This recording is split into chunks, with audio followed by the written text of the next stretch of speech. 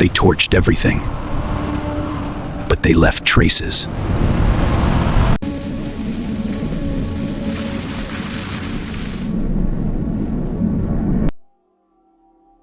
The police showed up at my apartment saying I was involved in a murder I didn't commit. 2-second pause. I thought it was a joke. Wrong address, wrong guy. But they said my name, full name. And they said there was $480,000 in cash tied to it. Heart-pounding sound effect. I don't have that kind of money. I barely make rent in LA. They pushed past me. Boots on hardwood.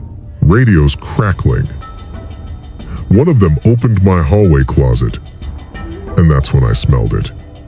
Paper. Rubber bands. Fresh ink. He pulled out a black duffel bag. My duffel bag. Stuffed with cash.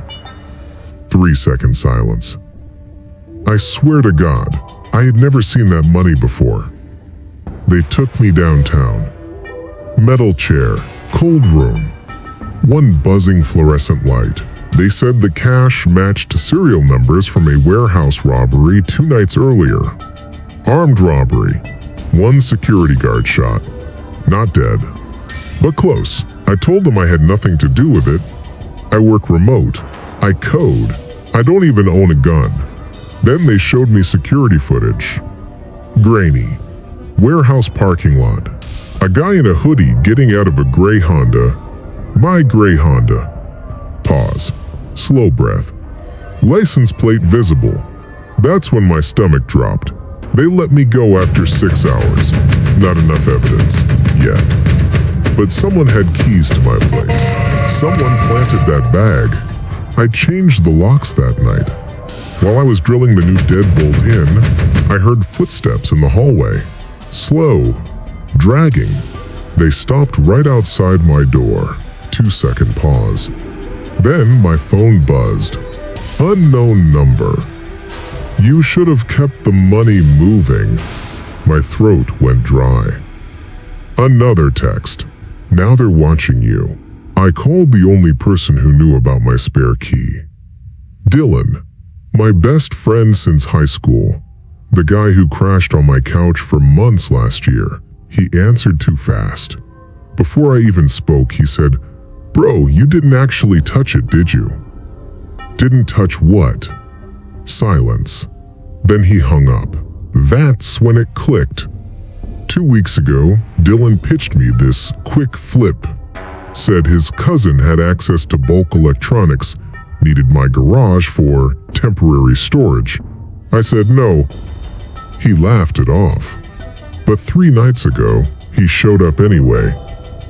Said he just needed to stash 1 bag. 1 bag. Long pause. The same size as the one in my closet. I drove to his apartment. Lights off. Car gone. But his neighbor was outside smoking. Said Dylan moved out yesterday. In a rush. Left in a black SUV with tinted windows. I felt cold all over. That's twist number 1. My best friend set me up. I went back home. And that's when I noticed it. A tiny red light. Blinking. Inside my smoke detector. Whispering tone. It wasn't a smoke detector. It was a camera. I ripped it down. There was an SD card inside. My hands were shaking so bad I dropped it twice. I put it in my laptop. There were folders. Dated. Time-stamped. Videos of me sleeping. On calls.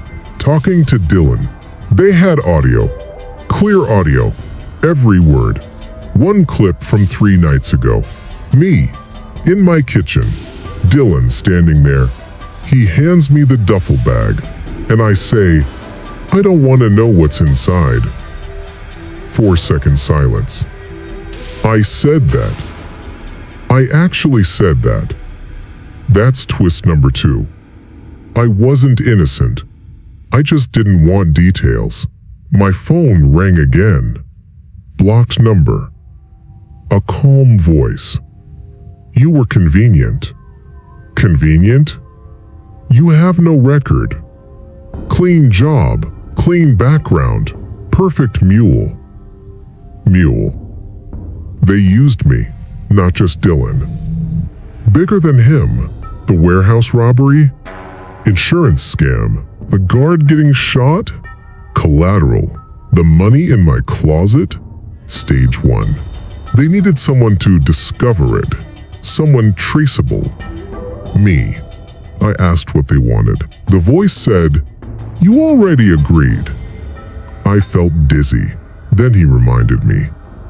3 nights ago, after Dylan left, I checked the bag, just to peek. Stacks of hundreds. I didn't call the cops. I didn't call anyone. I zipped it back up. And I kept it. Just for a few hours. Just to think. About debt. About my student loans. About how unfair life feels sometimes. They knew I hesitated. And that hesitation? That was consent. Sirens wailed outside my building. Not for me. For the security guard. He died that morning. Internal bleeding. The robbery became a homicide. Everything escalated. I panicked. Packed a backpack. Laptop. Passport. Cash from my drawer. When I opened my door, whisper. They left Slow. traces. There was another duffel bag. Bigger. Heavier. And a note taped to it. Round 2. Long 5-second pause. That's twisty number 3. There was never just one bag. There was never just one robbery. This isn't over. They don't threaten. They recruit. And once you touch the money, you belong to it. I haven't called the police. Because how do I explain that I kept stolen cash overnight? How do I explain the words on that video? I don't want to know what's inside. That sentence follows me. Like a confession. Now every car engine outside makes me flinch. Every hallway footstep sounds closer than it should. Sometimes my phone vibrates with no notification. Phantom buzzes. Or maybe not. Here's the part that messes with me the most. When I saw that second bag, my first feeling wasn't fear. It wasn't panic. It was opportunity. And that's how I know. They chose the right guy.